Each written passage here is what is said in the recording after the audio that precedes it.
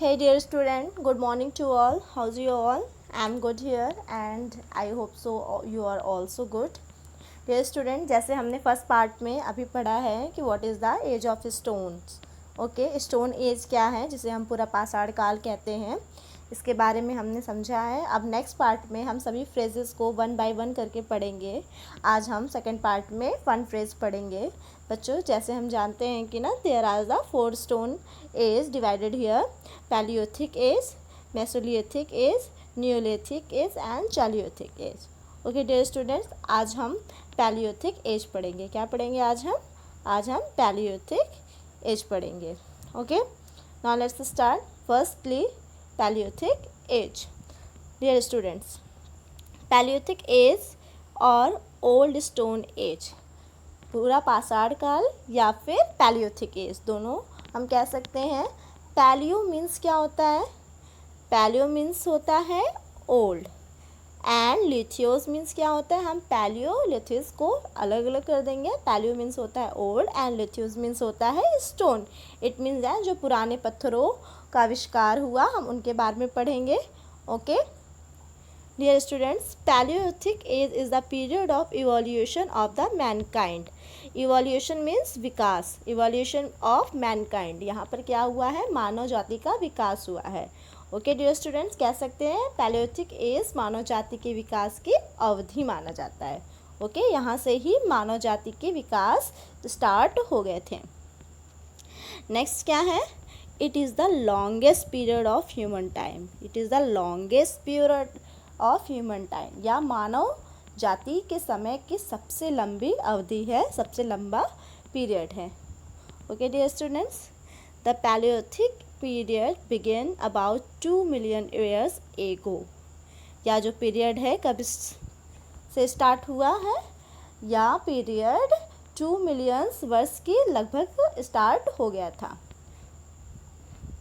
It is further divided into 3 sub-periods on the basis of climate change and stone tools used there. Dear students, जलवायु परिवर्तन, climate change means क्या होता है? जलवायु परिवर्तन. And the stone tools use, stone tools जो use हुआ है उसके आधार पर यहाँ पर 3 पीरियड में इसको डिवाइड किया गया है. ठीक है, there are divided into 3 period. First period कौन सा है? Lower palaeolithic age. Okay, palaeolithic age है, उसके बाद पैलियोथिक एज जो है वो सब पीरियड में डिवाइडेड हुआ है. There are 3 period. First is lower palaeolithic age. अब लोअर पैलियोथिक एज क्या है dear students? It is the early old stone also called the ice age. ice age it means that हम इसे him युग भी कह सकते हैं.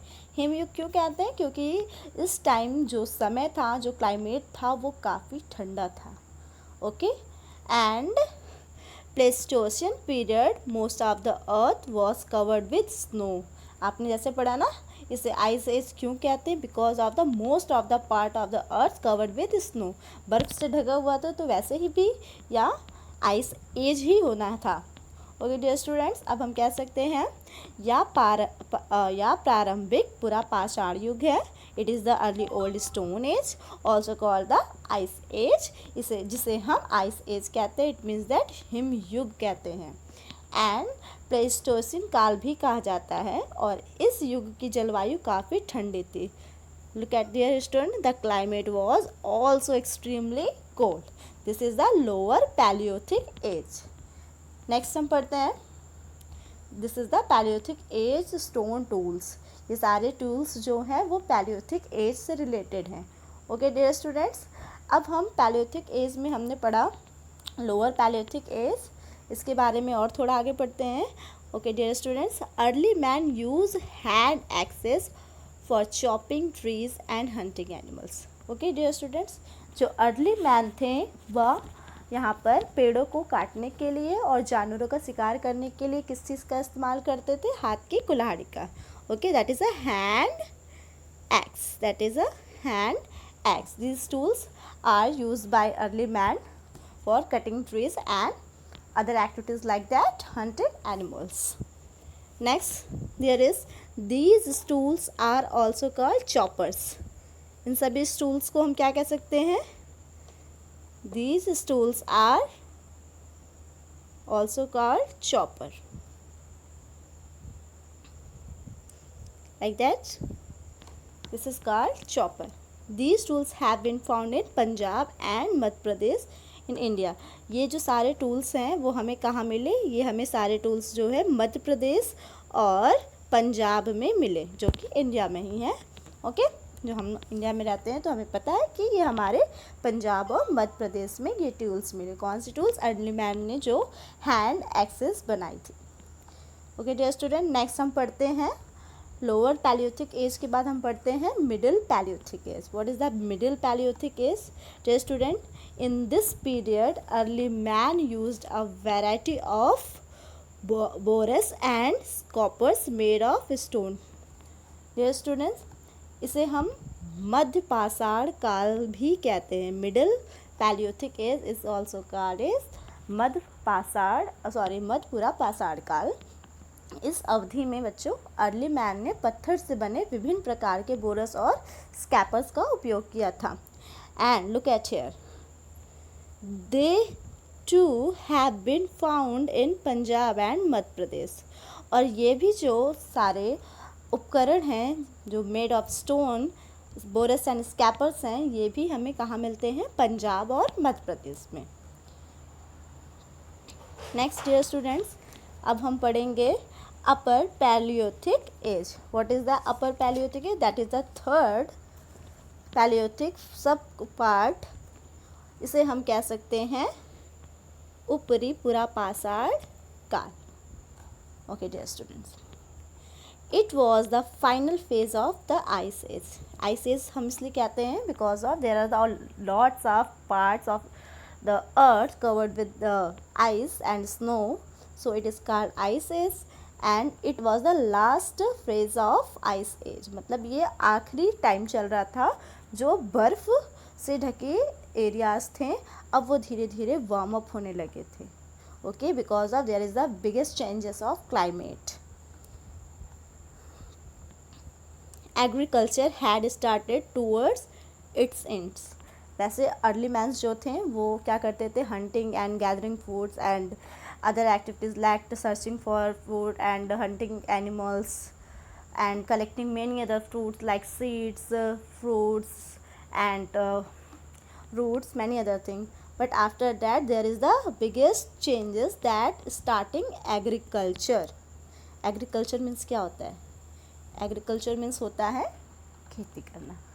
यहाँ पर खेती की शुरुआत होने लगी थी। There was a drastic change in the climate condition. यहाँ पर जो जलवायु का था मेजर चेंजेस था। ड्रास्टिक चेंजेस हम क्या कहेंगे? ड्रास्टिक चेंज मीन्स होता है मेजर जो चेंजेस था, बहुत बड़ा बदलाव हुआ था। यहाँ पे जलवायु क्या हुई थी? बहुत बड़ा बदलाव हुआ था। क्या बदलाव हुआ था?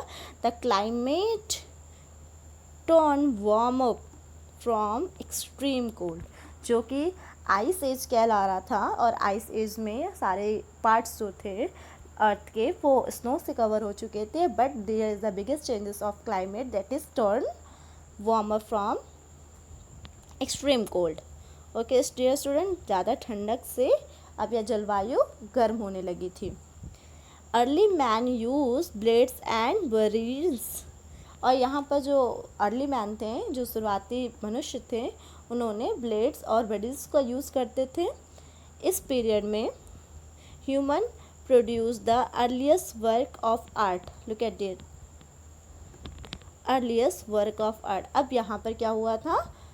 आर्ट्स की भी शुरुआत होने लगी थी। कलाएँ जो थी मनुष्यों में जागृत होने लगी थी। And they are also become religious. अब ये धार्मिक होने लगे थे। That they are doing spiritual also activities. Spiritual activities, धार्मिक कार्यों में ये लगे रहने थे। और इन्होंने बरियल और इन्होंने दफन प्रक्रिया भी अपना ली थी। ओके डियर स्टूडेंट्स, अब हम नेक्स्ट पार्ट में नेक्स्ट फ्रेज को पढ़ेंगे। Thank you.